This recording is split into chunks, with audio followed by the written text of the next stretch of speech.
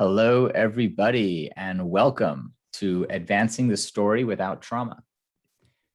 My name is Aaron M. Roth, and today we're gonna talk about advancing the story without trauma.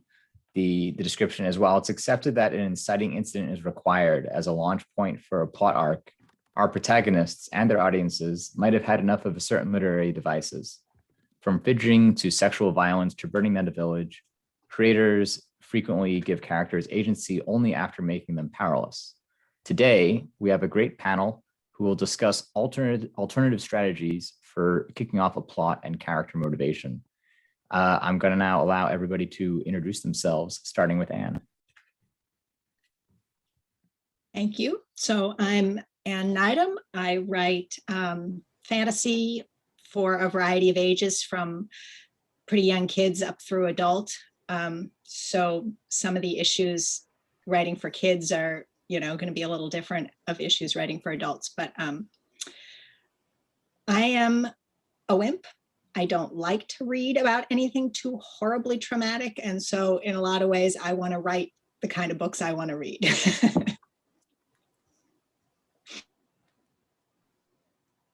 Ellie. Hi, I'm Kelly Robson. I'm a Canadian, mostly short fiction writer. Hello from Toronto, everybody. Happy to see you.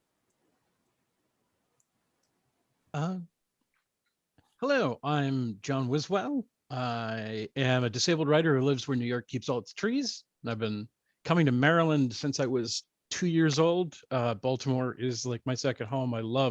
I get to participate in Balticon. I'm mostly a short story writer, been nominated for a few short story awards, Nebula Locus, and so on. And I'm keenly in love with stories about people who have had trauma at some point, who are healing, or who are finding the next phase in their lives. And I've been striving to depict some of the experiences I've had in my life in my fiction, and trying to come up with new ways to talk about these things. So the ideas of the panel just deeply appeal to my heart. And thank you very much for hosting. That leaves me. My name is Micaiah Johnson. I'm probably unsurprisingly a science fiction writer, though I dabble in horror. So that makes me kind of the opposite of Anne. I am a glutton for punishment, but that's why it becomes all the more important for me that the dark matter is handled, consciously and carefully, as opposed to kind of like the torture porn that's too often invoked for shock value rather than substance. So I'm very much with John, where I adore when, because trauma is kind of this reality of life, but I adore when it's something that is shown as a monster slain as opposed to just like a set piece. I wrote The Space Between Worlds. I am in Nashville, Tennessee, though I will be spending my summer, John, in a place where New York keeps many of its trees. I'm going to be up in Ithaca, so I'm very excited. I have not been in Northern New York, so it's not that far from me. See all the trees. Very nice. And to our audience, if anyone has any questions, you can use the question and answer functionality to submit them. The first question that I have for the panel today, which is for each of you, what are one or two of the starting with trauma tropes that you dislike or hate? And optionally, how could they be replaced with something that still maintains the narrative structure, but without the trauma as an inciting incident? Starting with whoever wants to take it off. I feel like I would last, so I'll just jump in first because, I'm already talking. I think one of the things that I dislike the most when I think about trauma tropes and how trauma on the page was always taught to me is it's blood on the page, right? When you have a traumatic experience, either in flashback or in present, it's blood on the page. And I think that people are more frivolous when the blood on the page isn't theirs. And so I would say that my pet peeve is authors who have not experienced a particular kind of trauma kind of grotesquely using someone else's trauma. I think that if it's not a part of your community's trauma or a trauma that you're going to experience, or that you have any familiarity with, I think you tend to be a little bit more flagrant with your use of it.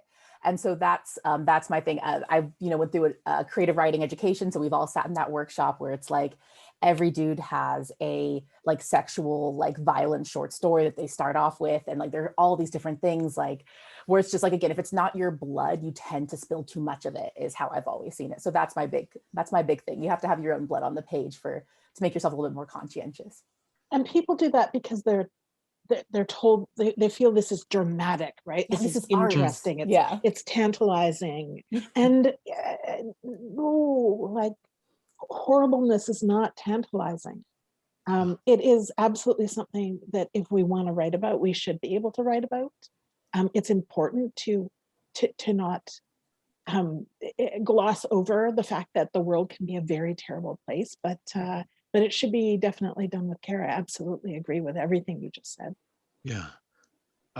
And to build off of that, the taking somebody else's pain and without due respect or research, I feel often leads to assuming that trauma has one foregone conclusion. And that there's a universe. If I see a character traumatized and they have the stock response, like, oh, she lost her children, and then 2 scenes later, oh yeah, she killed herself. Yeah. It's like, what do you, that's not the only end of that. And I know that's because you didn't put any thought into what it is like to lose children.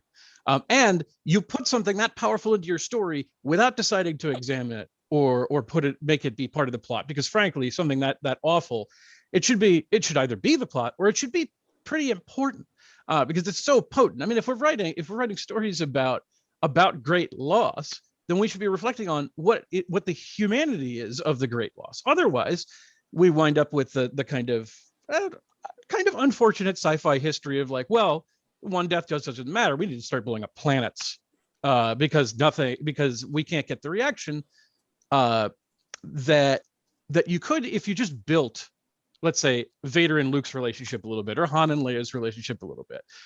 Then a fight between a couple can be more meaningful than a building collapsing.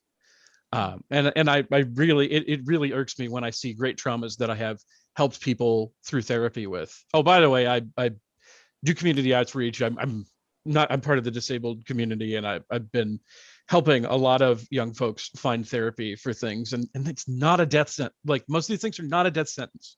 And our fiction telling people that these things are a death sentence if you're broken and you can never be fixed is incredibly toxic, and it's boring. It's not fun to read. It's not interesting to read. It screams to me that you didn't have anything to say. And if you don't have anything to say about something that is crushing one of my friends, then I would rather you wrote something else. Right. No insight. There's no insight. Yeah. Or the insight comes from other media, not real people. And that's how you get those cliched responses. Yeah.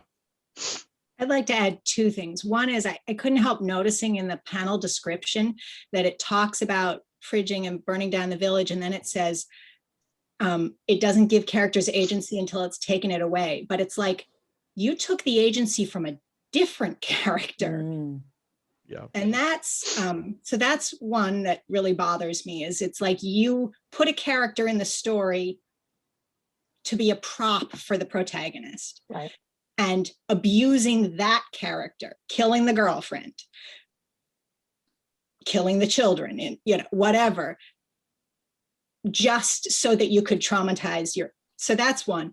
The other I'm going to mention with children's literature is, in general, if you want kids to have adventures, you can't have good parents. You have to get rid of the parents.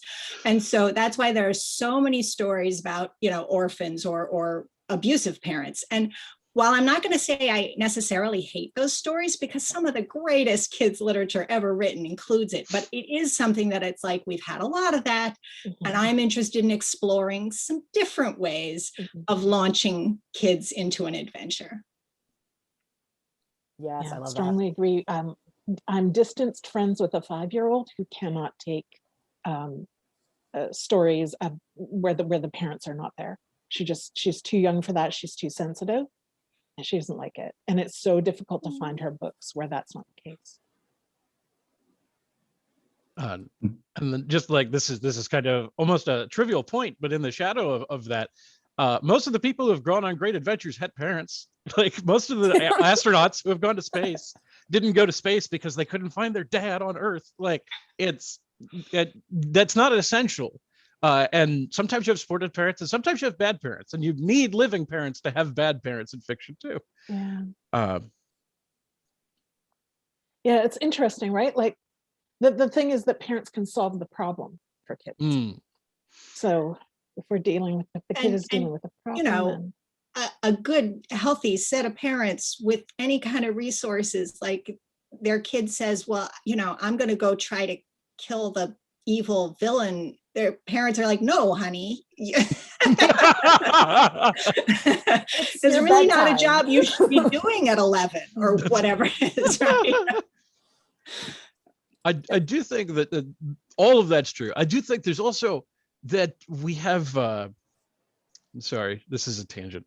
But you do need to ask what kind of adventure you want your kid to go on if it's something that could be resolved by just there being an adult with agency around. Because a lot of the stories about growing up are who do you want to be and what do you want to do with your life? And your parents are not going to have your back the entire time and can't fix everything. And having parents around in that story or having a supportive uncle in that story doesn't prevent that thing. It doesn't prevent you from being who you are. So there is still a lot of opportunity. And I will say what I wish we had more of is, I guess, and this is a pet peeve of mine just growing up, I wish we had more adventurous mothers. It seems like there's like the father who got lost at sea or the father who like passed on this love of science. And then there's the mom that's just like, it's dangerous, you know, like the kind of nagging mom in the apron that's like purely domestic, which is posited as the opposite of adventure because it's inside not outside and all of these things. I wish we had more. And I know I have seen some, but certainly when I was growing up, it was always that the mom is like the literal obstacle in so many ways to like true adventure. Then you get these kids who grow up and then they see their wives as nagging obstacles. You know, you get this vision of women in a particular way. So I wish we had more like dirt under the nails, like moms in those stories that are just as much about the adventure. One of my favorite tropes for starting out a story with tension and with conflict, but with no trauma, is the fish out of water trope, which does double duty, because if you've taken a character and you have put them in a new situation that they have to deal with, you get this wonderful opportunity to do a lot of exposition because they're constantly comparing their situation now with what they know with what they're seeing, and they can give you a lot of information about themselves, about their life, and about where they are right now, just by kind of going, oh my God, what's going on? This should be like this, but here they do it this way. That's one of my faves. Yes, that's excellent. And I'm not just saying that because I did it and I'm a shameless self-promoter, but I did. Go do. Be proud. But, what are we here for?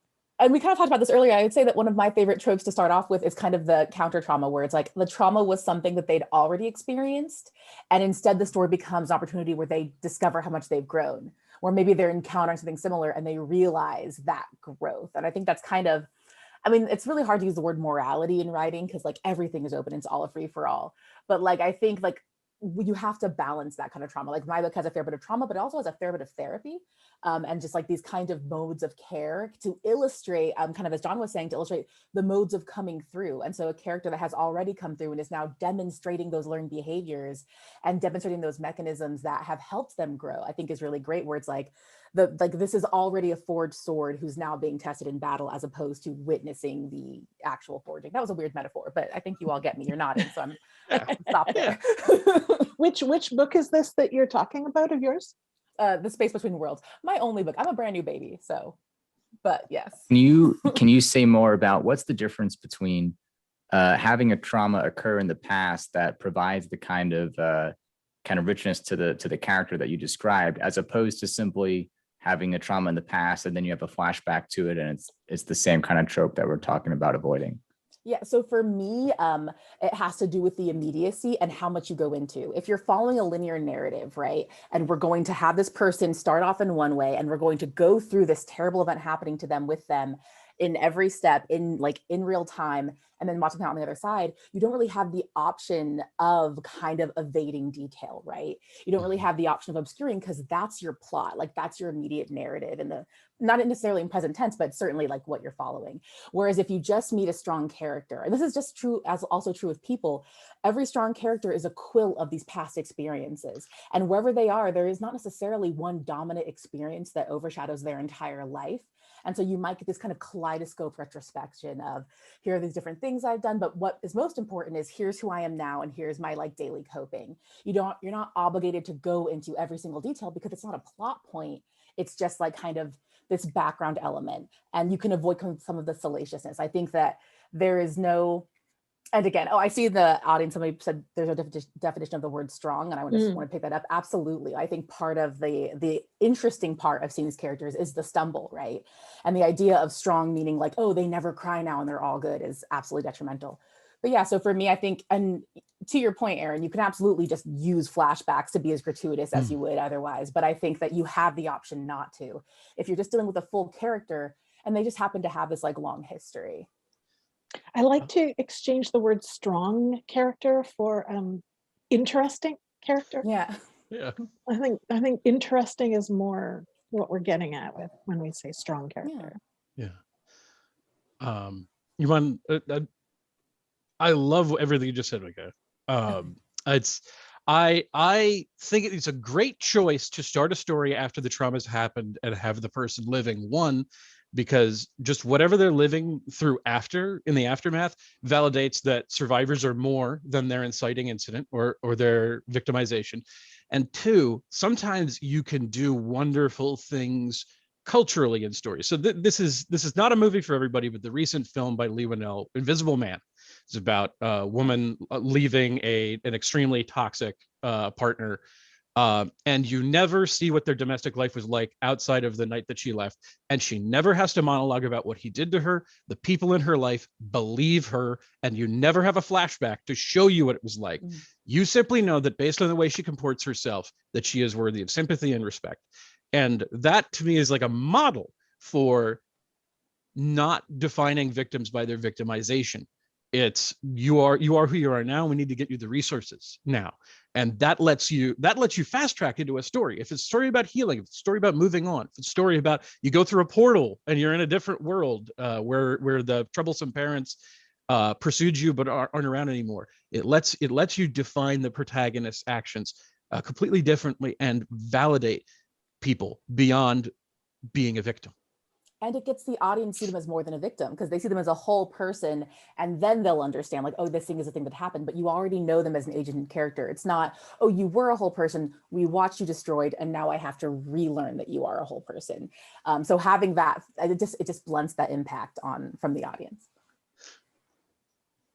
So I think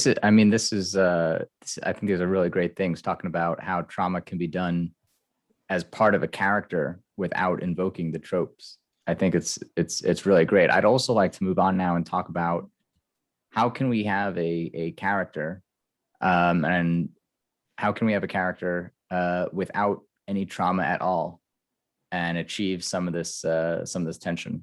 Kelly, if you want to kick us off. Yeah. So for me, it's all about the characters and their problems. I don't really do plots. I don't plot. What I do is I do characters and I do problems. So the writing advice that changed my life, I'm going to give it to you right now. And I've written about it also in Clark's World. So if you want to check out my essays on Clark's World, you can see it there. Came from Stephen Barnes, great writer. And what he said was that when you get a story idea, you either have a character or a problem. That's what you have come up with and that intrigues you. If you have the problem, you ask yourself, who is the worst person to give this problem to? If you have the character, you ask yourself, what is the worst thing that can happen to this character? And how can I make them do it to themselves?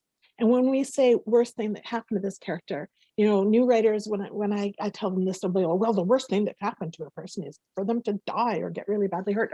No.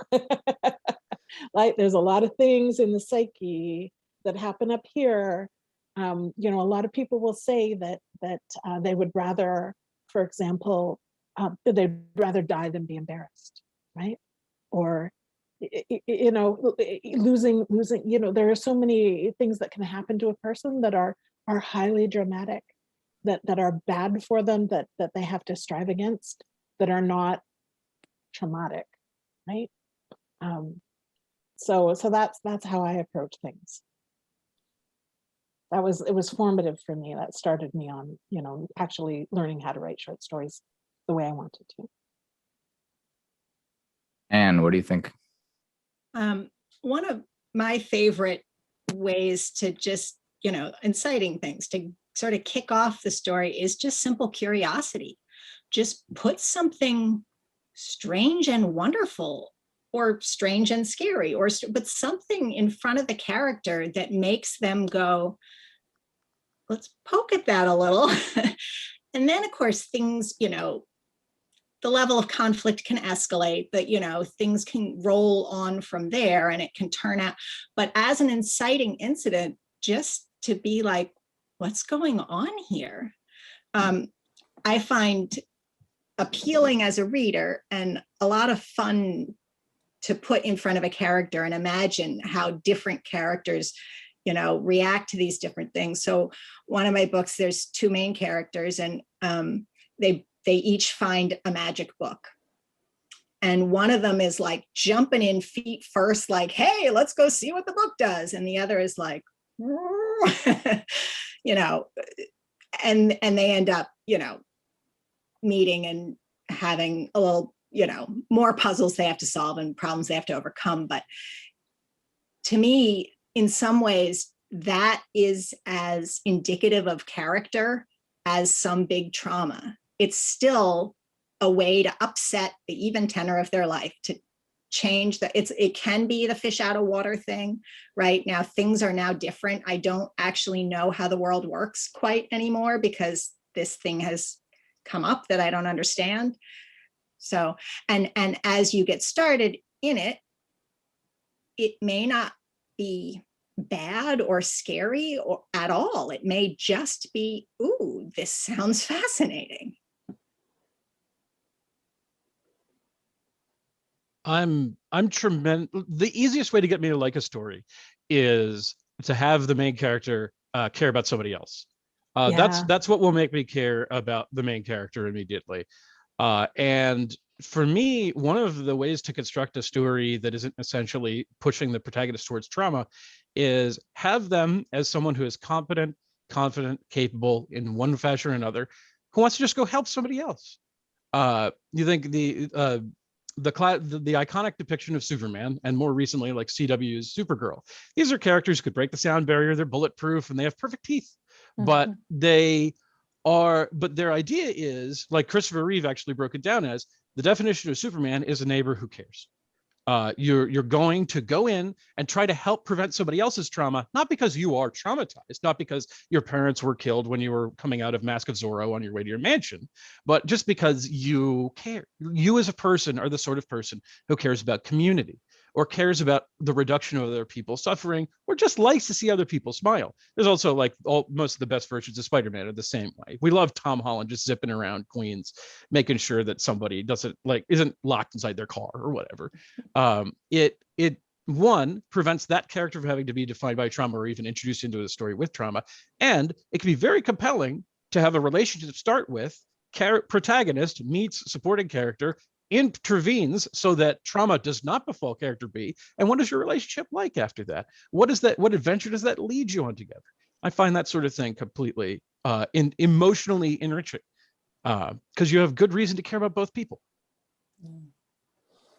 Yeah, and I'll just add, first of all, I love that. Like, a character genuinely caring about others, it makes you care about them. But if I could just steal and combine kind of what Anne and Kelly said, and what you said about the curiosity, absolutely, like curiosity and determination are both excellent, like really compelling traits, but also they are founded by having these great support systems. So often these characters who have the bravery, but particularly young characters, but all characters have kind of this bravery and kind of go out and have this determination, have like a strong network that made them believe that was possible. And so it allows for the opposite of trauma to really be their strength and to really be the thing that moves the story forward.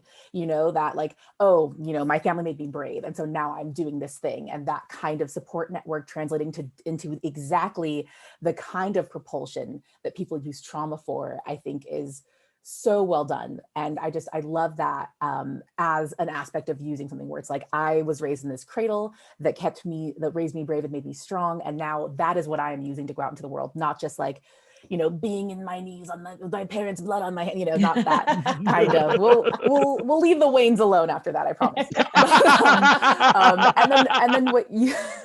And then what you said, Kelly, just like the worst thing that could happen to them, because of course people are going to go to maiming, death, blah blah blah. But it's true, like if all you have ever done is tried to make your family proud, then the worst thing that could happen is like a great shame or something. And just I love that, because I could see how that advice can become so nuanced, even though at first it's like worst thing could happen to somebody, but then it's like, no, if you really know your character, then you know like the actual worst thing doesn't need to be that explosive. I'm thinking of the end of A.S. by its possession, which without spoilers, I will tell you, like the most devastating thing is like a flower crown falling off of somebody's head.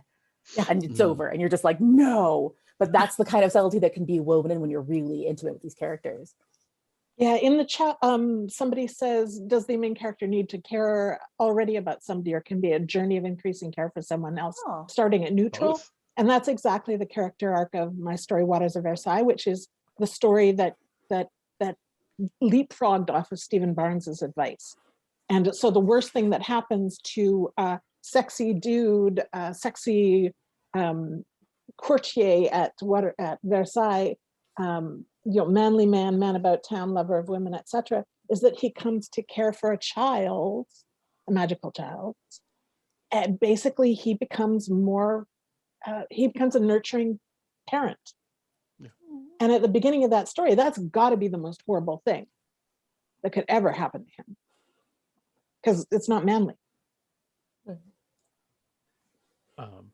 I'd also say that many capital R romance novels are about falling in love with somebody you didn't know before chapter one. Like that's the whole, for those novels, that's the whole point, is that you come to care profoundly about somebody who we get to watch. And then like a huge appeal of those capital R romance novels is that we get to fall in love with them as they're falling in love.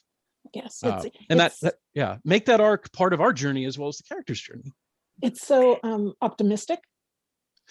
And it doesn't have to be romance. It can be friendship. It can be, you know, it can be found family of, you know, all different dimensions. But yeah. Yes. Yes. Oh, I was thinking of My Grandmother Told Me to Tell You She's Sorry.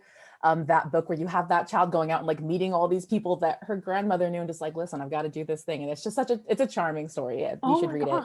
What's it called? My Grandmother Told Me to Tell You She's Sorry, which is a title. It's great. It's this 8-year-old girl having to kind of settle her like smoking, like I think she had some gambling debts, her grandmother, and she's just like a very Hermione-esque, like by the book young girl who's then like kind of it's great. It's charming. That's awesome. Is that YA? What is it? It's actually, I've seen it classified as both. I believe it was originally released as like a traditional lyric. It's the same person who wrote The Man Called O Frederick. It's not going to come to me. I don't know why I said the first name as if the last name was going to come. That sounds amazing. I'll check that out. My brain is a troll. But yeah, it's so charming. So I feel like it could do either, kind of like The Curious Case of the Dog with the Nighttime, where it's like it kind of goes back and forth. Sorry. Cool. And what are some other motivations? We talked a lot about family relationships and some other ones. Are there any other motivations, maybe from the perspective of plot level? Starting with Anne, if you have anything. Well, I mean, a lot of the ones I'm thinking of are kind of mix and match combinations of some of the stuff we've already talked about. But so, for example, I need something because it's what's going to help my family, right? So I have to go on this quest because it's either going to save my family from something bad or it's going to gain my family something good. So that kind of thing. There's the the whole portal world kind of thing where you're suddenly just, or fish out of water, if you want to think of it that way, but where you're suddenly put in an entirely new situation. And just a huge part of the plot is, I got to find my feet here. I got to figure out why I'm here, what's going on. And then often a big part of that is, and what can I contribute? If this is a new place where I have been put, either because it's like a whole new fantasy world or because it's a new job or a new school or whatever. But I think there is a universal human need to contribute. And so you don't want to just be like, well, I'll sit in the corner and everybody will ignore me. You want to be, if I'm going to be part of this community, what can I bring? So that, I think there are a lot of stories with that I cry so easily. So Yeah, I love the desire to find community within a character, and it works for when you hone your stakes and look at like what is commensurate with the story I'm telling, because a lot of the time, we don't really need the bomb to be diffused by the end, kind of catharsis at the end of a story like Lee Wallace's Dragon Fancy, which is a lovely short story that was in Podcastle a few years ago, which is basically the Westminster Dog Show for pet dragons. It is like, oh, who doesn't and then like there's no bomb diffusal. It's like, oh, is she gonna win? Like, is her little dragon too weird for this hoarding competition? Because who has the fanciest, shiniest hoard is the final event. And this story requires no trauma, right? Because it's a cozy premise. And what becomes extremely meaningful over the course of the story is the bond between dragon and trainer, but then also the bonds between different trainers, and who win. There, you could have multiple opinions on who you'd like to see win. The tension is gentler, but it is particularly meaningful because you emotionally bought into the charm of what Lee Wallace was writing there. And in the short fiction space, I feel like we have a little bit more leeway. I feel like at the 300-page, 400-page story, like the audience might get a little tired of how cute the dragons are and want just a little bit more drama. But maybe not. No. Okay, because I have never published a novel. I'm all in the short story space, so educate me. I'm legitimately interested in everybody's opinion on how this translates to the novel space.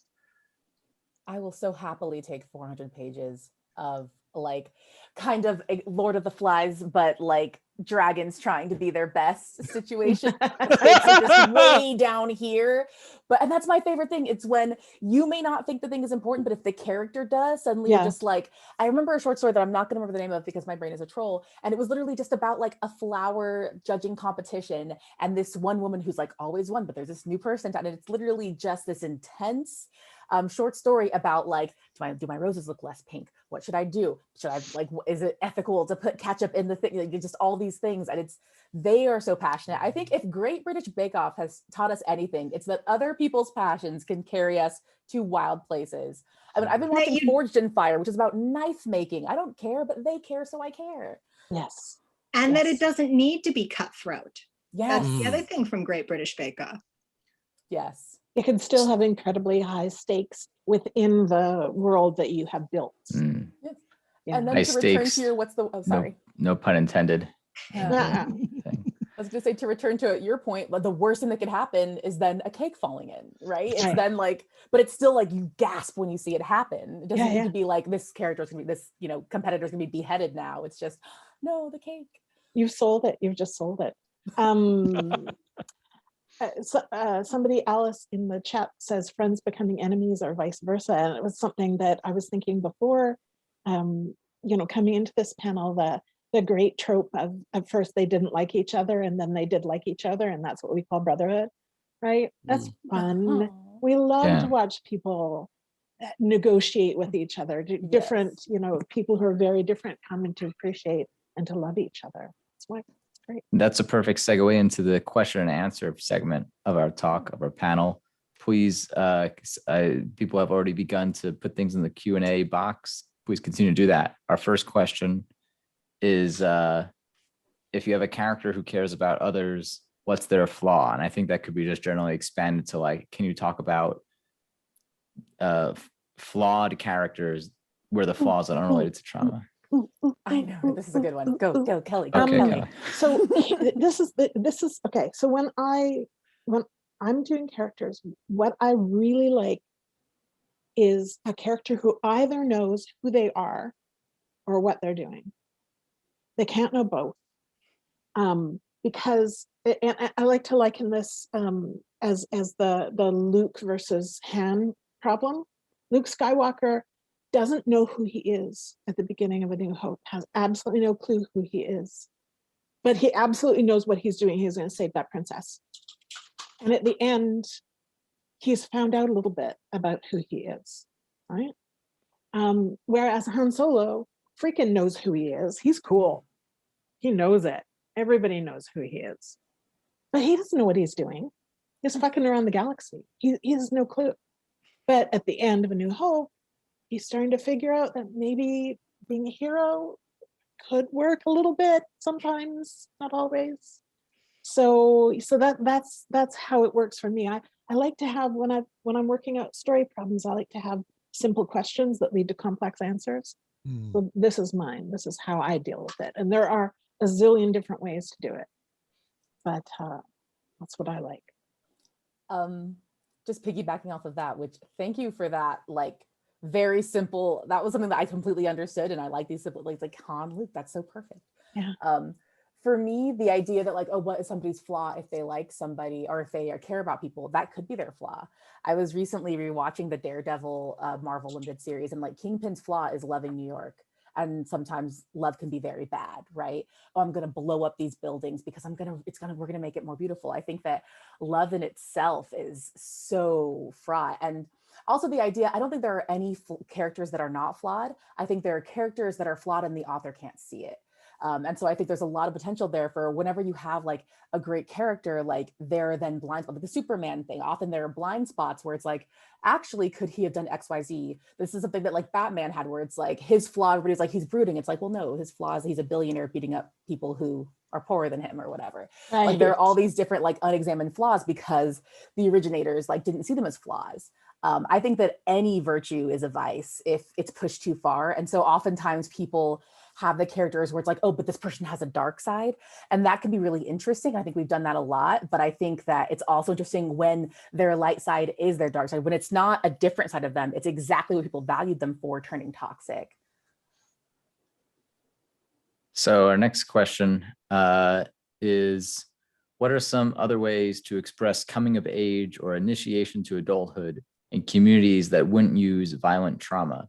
And I'll throw one answer out for myself, which is that I think a great inspiration to this could come from the real world, because I think a lot of real world communities have coming of age rituals that don't involve violence. Some do, it exists, but I think you find that more in fiction than in real life. First one that comes to mind for me is a bar mitzvah. There's no violence in a bar mitzvah, but there's a lot, there can be stress. You have to study for a long time. This is the Jewish coming of age ceremony at age 13. You have to study for a long time. Then you have to go and stand in front of the whole community with your family and also a bunch of people you probably don't know, or maybe people you do know, but anyway, and then you're leading and you're there, and then you have to talk about things. Stress. And it's stressful. So anyway, what are some other thoughts about that? Sort of related to that, generally speaking, you probably have to prove yourself in some way. But it doesn't mean it has to be a violent way. It doesn't mean you have to either withstand violence or inflict violence to prove it. It can be proving that you can bake the cake that you weren't sure you could bake. You know, it can be standing up to someone just to speak to them that you were either too shy to speak to, or that, you know, the school bully. It doesn't mean you have to punch them back. It just, maybe you can, you know, just refuse to back down. Or it can be that you had to get from point A to point B and you've never traveled that far from home before, and now you can. And so I think I think we could be just enormously creative. Like the world is our oyster in terms of what that challenge could be. Anything that's going to be hard for this character, for whatever reason, based on their flaws, based on their background, based on what they want or don't want, anything that's hard that is then accomplished can serve. No, I love that, because I was thinking, I think in my family it was like we had to learn to change the tires on the car before we could like start practicing for our permit. And it wasn't violent. It almost got that way because I'd heckle my sisters and almost got what was coming to me. But I would also say that I love this idea of like this kind of coming into adulthood, but I also like that so many times in fiction, the markers are always you're 13, you're 18, and that's when you enter adulthood. But in real life, it's like at some point you're 21 doing your own taxes and you're like, oh, wow, this is happening. And like, I feel like those entry points happen repeatedly, but also much later than fiction would have us believe into your life. Like there are certain rituals and passings that aren't tied to a lot of like the teen angst of belonging and all of these things. I think that they happen in these different ways. And I love that examination of kind of that liminal space where like you're no longer 18, but do you feel as if you have been fully formed and are now fully in this? No, of course not, right? You're lost and you're scared. And how do I change a light bulb, you know? And so I really like those things where it becomes these very practical, just like you say, like, can I bake this family recipe? Like, can I do this thing? And nobody has to bleed. Yeah. I love coming of age stories where the person coming of age is old.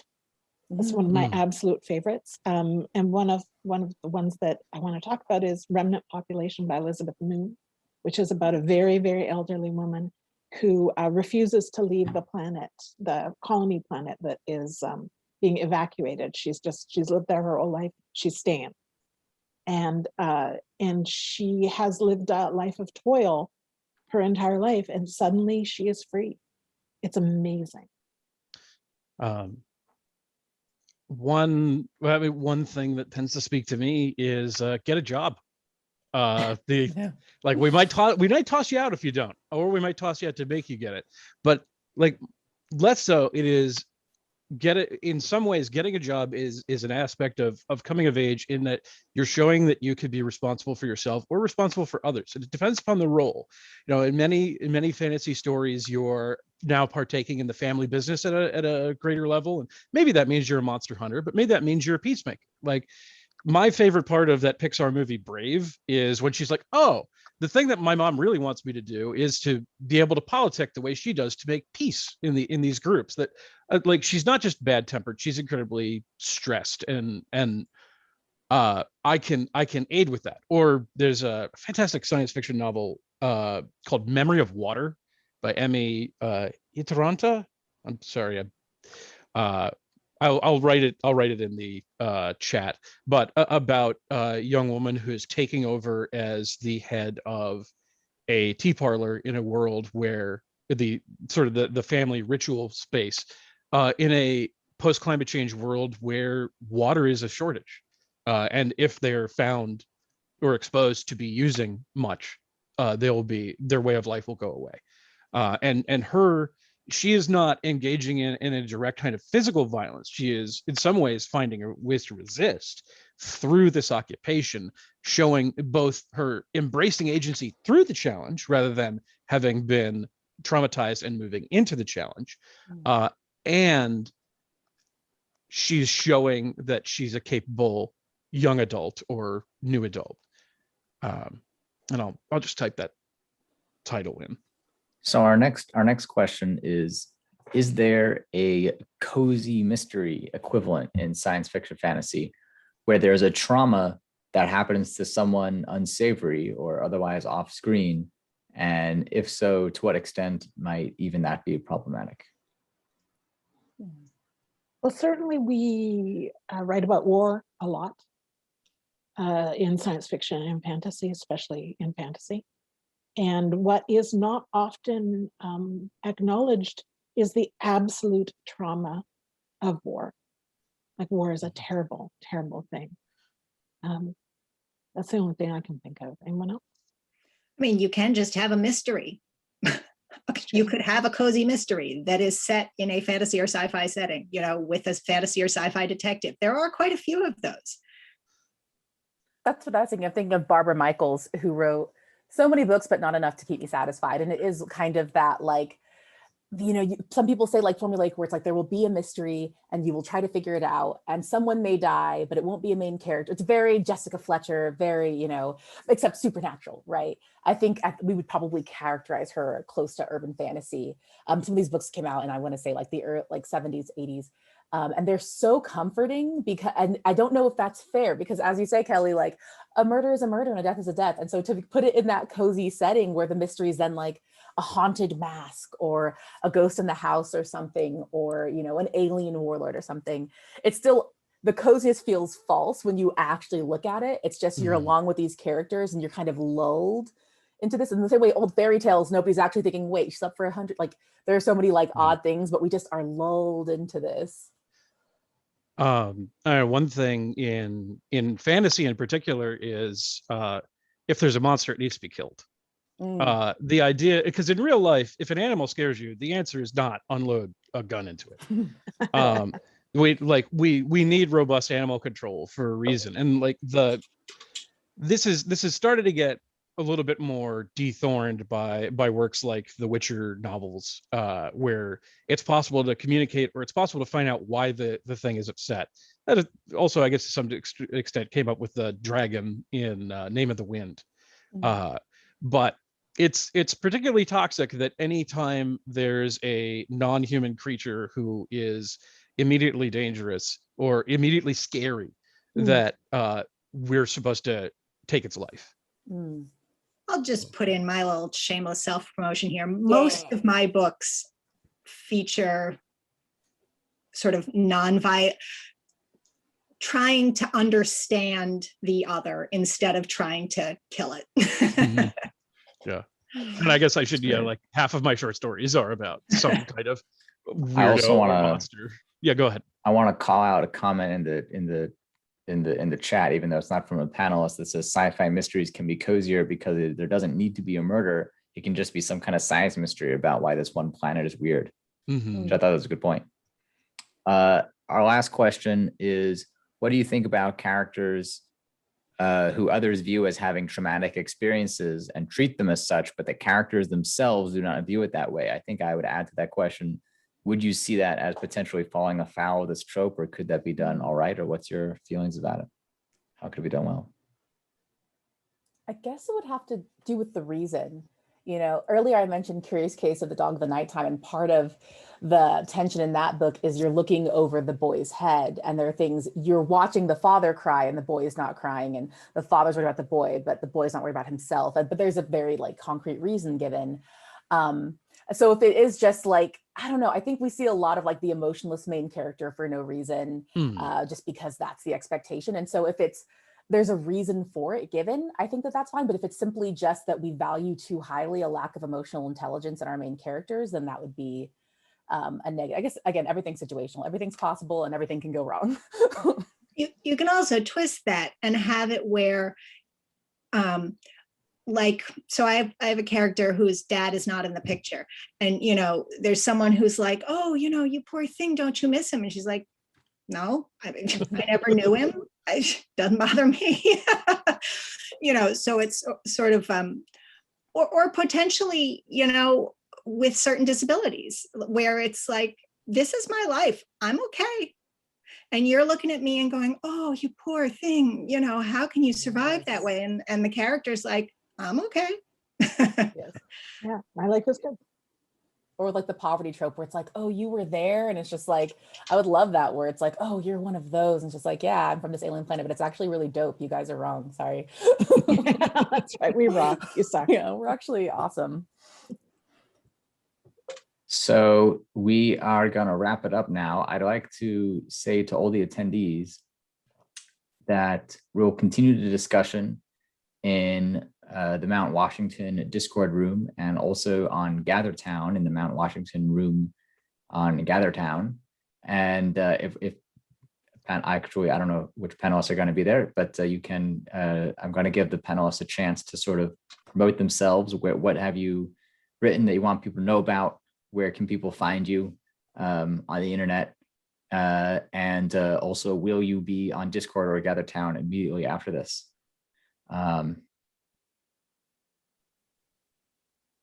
Starting with Kelly, or yeah. Yes, hi, thanks. Kelly Robson is my name, and Subterranean Press just put out my first short fiction collection. It is called Alias Space, and it is available as an ebook, as a beautiful hardcover, and also in audio. So please check it out if you're interested in my work. Thanks. I'm not going to, I'm going to log off after this because I need to start making supper. So. And So yeah, I have to start making supper too, but I'll probably go on Discord and sort of be in and out for 10 minutes and then I'll disappear. So I have a variety of books. You can find my work. I'm also an artist. I'm in the art show, but my website is nydamprints.com.